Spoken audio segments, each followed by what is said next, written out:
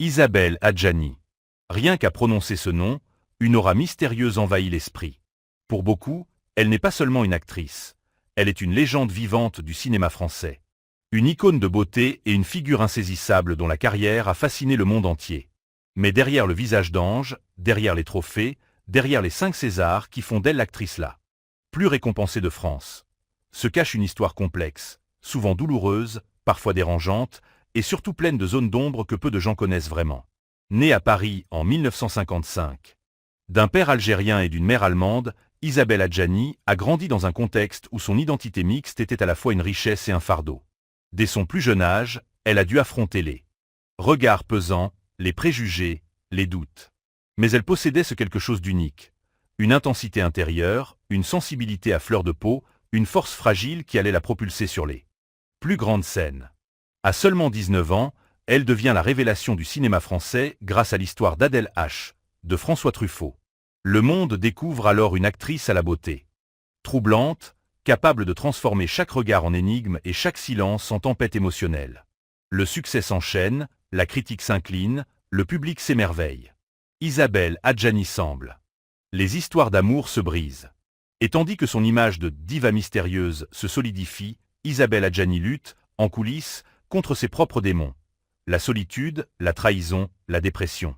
Normes, mais aussi les vérités plus sombres, les secrets jamais révélés, les blessures intimes qui font d'Isabelle Adjani bien plus qu'une star. Une femme complexe, fragile et puissante à la fois. Préparez-vous, car derrière l'icône se cache une histoire humaine bouleversante que peu osent raconter. Pour comprendre Isabelle Adjani, il faut revenir à ses racines. Née le 27 juin 1955 dans le quartier de Gennevilliers, en banlieue parisienne, elle grandit dans une famille modeste, marquée par une double culture qui allait profondément influencer sa vie. Son père, Mohamed Cherif Adjani, était originaire de Kabylie, en Algérie. Sa mère, Augusta, venait d'Allemagne. Ce mélange culturel, à une époque où la France portait encore les stigmates de la guerre d'Algérie, plaçait la jeune Isabelle dans une position délicate, presque en marge. Enfant, elle se sentait différente, tiraillée entre plusieurs identités. Elle se souvenait plus tard de cette impression constante de ne pas vraiment appartenir à un seul monde. Dans la cour d'école, ses origines étaient parfois un sujet de moquerie, voire de rejet. Elle développa alors un refuge intérieur, la lecture, l'imaginaire. Et surtout le théâtre. Très tôt, elle comprit que l'art pouvait être une échappatoire, un lieu où elle pouvait enfin être acceptée sans avoir à se justifier. À 12 ans, elle monte sur scène dans une petite troupe scolaire. Son talent éclate immédiatement. Son regard intense, sa diction impeccable, sa présence magnétique captive déjà. Quelques années plus tard, elle entre au conservatoire d'art dramatique de Gennevilliers. C'est là que sa vocation se précise. Devenir actrice, non pas seulement pour briller, mais pour se libérer, pour exprimer toutes ses émotions enfouies qu'elle n'osait pas montrer au quotidien. Mais derrière cette passion naissante se cache aussi une douleur sourde. Isabelle a souvent raconté combien son père, autoritaire et rigide, voyait d'un mauvais œil ses envies artistiques. Pour lui, la scène n'était pas un avenir sûr, encore moins un choix respectable. Elle dut donc se battre, non seulement contre les préjugés extérieurs liés à ses origines, mais aussi contre les résistances au sein de sa propre famille. Ses premières blessures forgèrent son caractère. Elles donnèrent naissance à cette intensité particulière que l'on retrouve plus tard. Dans ses rôles, une fragilité mêlée de rébellion, un mélange de douceur et de rage. Isabelle Adjani n'était pas seulement une jeune fille qui voulait devenir actrice. Elle était une âme en quête de reconnaissance, une enfant déterminée à transformer ses cicatrices en lumière. L'histoire d'Isabelle Adjani au cinéma commence véritablement au début des années 1970. À seulement 17 ans, elle est repérée par la Comédie Française, prestigieuse institution où elle devient la plus jeune pensionnaire de l'époque. Pourtant, elle s'y sent rapidement enfermée dans des rôles trop sages, trop conventionnels. Elle rêve d'un cinéma qui lui permettrait d'explorer des personnages plus complexes, plus intenses. Ce désir l'amène à quitter la Comédie Française après seulement 2 ans. Une décision audacieuse qui surprend le milieu théâtral.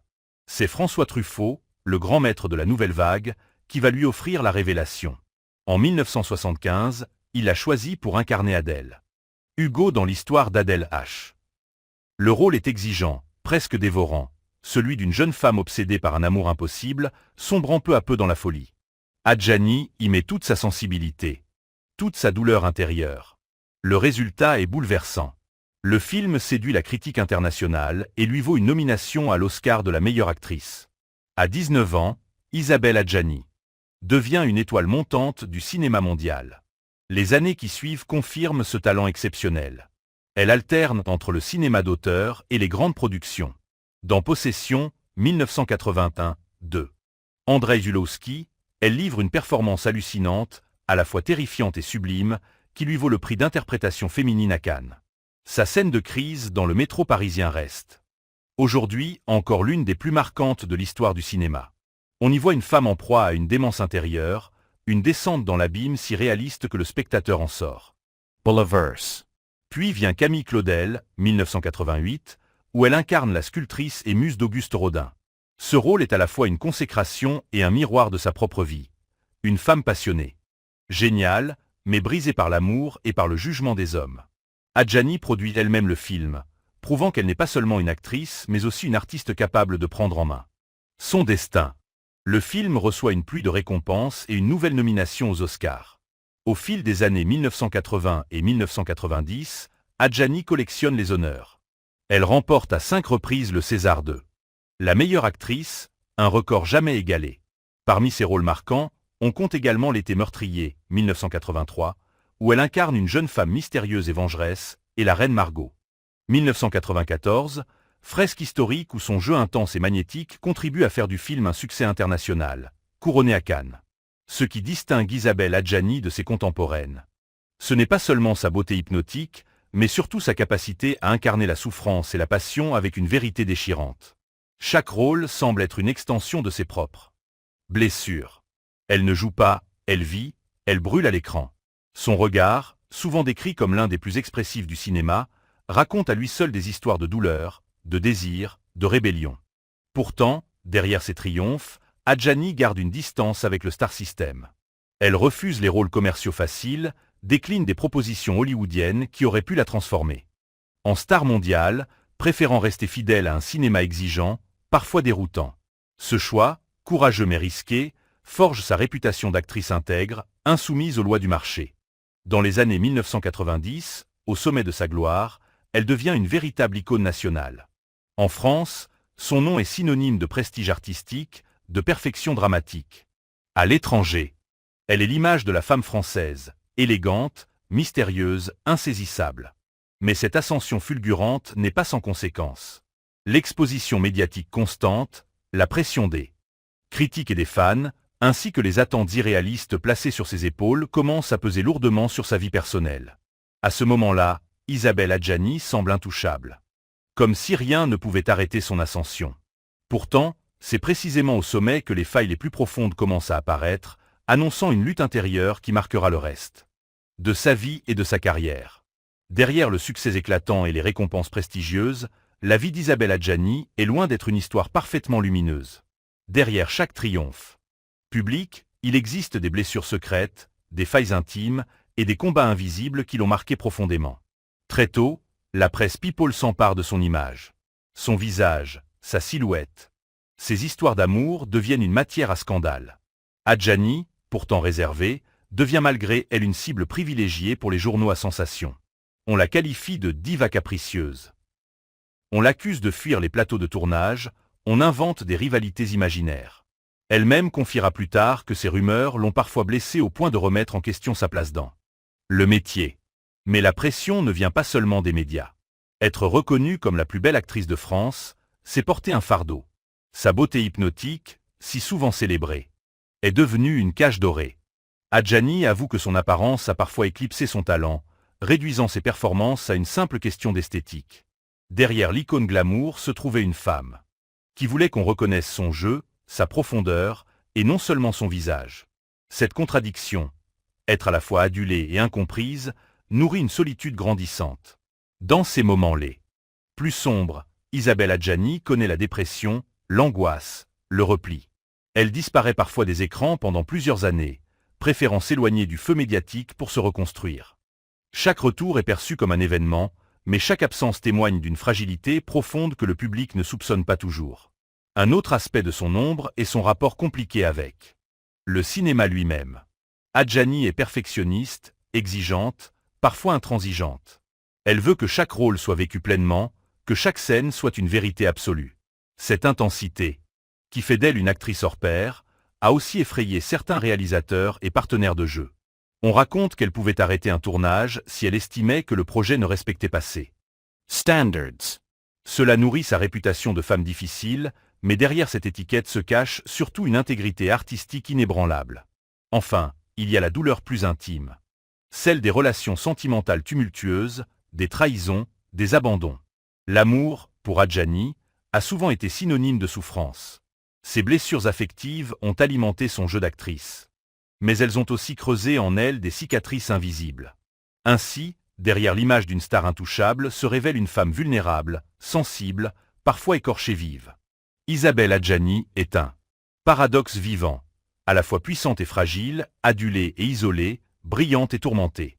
Ces zones d'ombre n'ont pas détruit son mythe. Au contraire, elles l'ont renforcé, nourrissant cette aura de mystère qui fait d'elle une figure unique dans l'histoire du cinéma français. Si la carrière d'Isabelle Adjani a souvent été sous les projecteurs, sa vie sentimentale, elle, a longtemps alimenté les fantasmes et les controverses. Car derrière la star adulée, il y a une femme qui a aimé passionnément, parfois trop, et qui a souffert de relations marquées par la trahison et l'abandon. Parmi les histoires les plus médiatisées, on retrouve sa liaison avec l'acteur américain Warren Beatty dans les années 1980. Le couple fait rêver la presse internationale, incarnant l'union du glamour hollywoodien et du charme français. Mais derrière les apparences, la relation est instable, minée par les excès et les infidélités. Très vite, ce conte de fées se transforme en désillusion.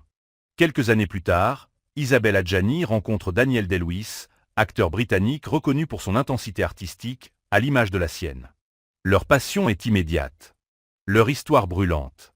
Mais cette idylle tourne au drame lorsqu'en 1995, alors qu'elle est enceinte de leur fils, Day-Lewis la quitte brutalement.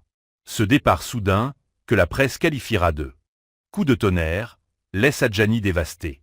Elle élèvera seule leur enfant, Gabriel Kane, transformant cette blessure intime en une nouvelle épreuve de résilience. Ces expériences douloureuses ne sont pas des exceptions, mais des constantes dans sa vie amoureuse. Chaque relation semble porter la promesse d'un bonheur éphémère et la menace d'une rupture brutale. Cette instabilité affective nourrit la presse people, mais pour Adjani, elle est surtout source de blessures profondes. Elle confiera plus tard avoir souvent confondu passion et destruction, cherchant dans l'amour un refuge, qu'elle n'a que rarement trouvé. Pourtant, malgré ces épreuves, Isabelle Adjani n'a jamais cessé de croire en l'amour. Son regard, même après les désillusions, conserve une lueur de romantisme. Fragile. C'est sans doute ce mélange de force et de vulnérabilité qui touche tant son public. Dans ses rôles comme dans sa vie, elle incarne une femme qui ose aimer intensément, quitte à se brûler les ailes.